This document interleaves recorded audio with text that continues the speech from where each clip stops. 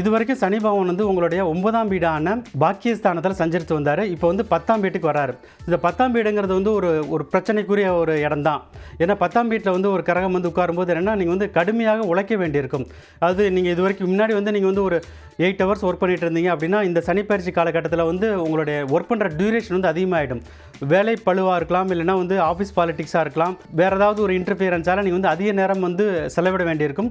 So உங்களுடைய work timings பார்த்தீங்கன்னா இப்போ 8 ஹவர்ஸ்லேருந்து கொஞ்சம் கொஞ்சமாக அதிகமாகி 12 ஹவர்ஸ் 14 ஹவர்ஸ் சம்டைம்ஸ் வந்து சில பேருக்கு வந்து 18 மணி நேரம் கூட வேலை பார்க்குற அளவுக்கு இந்த சனிப்பயிற்சி வந்து கொஞ்சம் கடுமையாக தான் இருக்குது. அதுவும் குறிப்பாக வந்து இந்த முதல் 1.5 வருஷம் வந்து பிரச்சனை வந்து ரொம்ப அதிகமாக இருக்குன்னு சொல்லலாம். இது எப்படி இருக்குன்னா உங்களுக்கு வந்து தேக ஆரோக்கியம் கூட பாதிக்கப்படலாம்.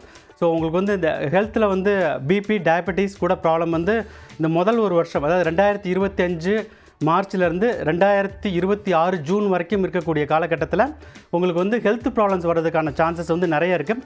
அதனால தேக ஆரோக்கியத்தில் கவனம் மிக மிக அவசியம். கண்டிப்பாக வந்து நீங்கள் வந்து இது வரைக்கும் நீங்கள் ஹெல்த் செக்கவே போகல அப்படின்னா நீங்கள் வந்து கண்டிப்பாக இப்போ போய் பார்த்துக்கிறது நல்லது. உங்களுக்கு வந்து பிபி கொலஸ்ட்ரால் சுகர் லெவல் அதிகமாக இருந்தால் இப்போயே மாத்திரை சாப்பிட்டிங்கன்னா ஃப்யூச்சரில் பெரிய ப்ராப்ளம் வராமல் தடுத்து நிறுத்திடலாம். இது வந்து நீங்கள் முதல்ல கவனிக்க வேண்டிய விஷயம். ஸோ சனிப்பெயர்ச்சியோட அதுக்கு அடுத்து வரக்கூடிய காலகட்டம், அதாவது 2026 ஜூனுக்கு அப்புறம் வரக்கூடிய காலகட்டம் வந்து உங்களுக்கு வந்து ஒரு அதிர்ஷ்டம் தரக்கூடிய ஒரு ஃபேஸாக தான் இருக்குது. நீங்கள் இந்த முதல் 1.5 வருஷம் வந்து நீங்கள் நிறைய கஷ்டப்பட்டு பண்ணியிருந்தா கூட, வேலை பார்த்துருந்தா கூட அதுக்குரிய ஒரு பலன்கள் இருக்கு இல்லையா, ஊதிய உயர்வு, பதவி உயர்வு, இதெல்லாமே வந்து உங்களுக்கு வந்து 2026 ஜூனுக்கு அப்புறம் வந்து உங்களுக்கு வந்து சேர்ந்துடும். ஸோ பண விஷயத்தில் வந்து நீங்கள் முதல் ஒரு 1.5 வருஷத்துக்கு வந்து யாருக்கும் ஜாமீன் கையெழுத்து போடக்கூடாது, ஷூரிட்டி கொடுக்கக்கூடாது.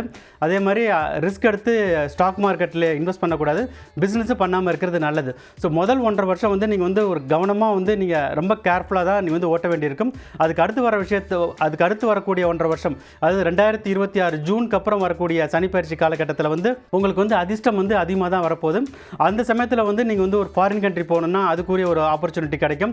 வேலை மாறணும், ரொம்ப இந்த இடத்துல வேலையில் வந்து கஷ்டப்பட்டீங்கன்னா வேலை மாறுறதுக்கான வாய்ப்பும் இருக்குது.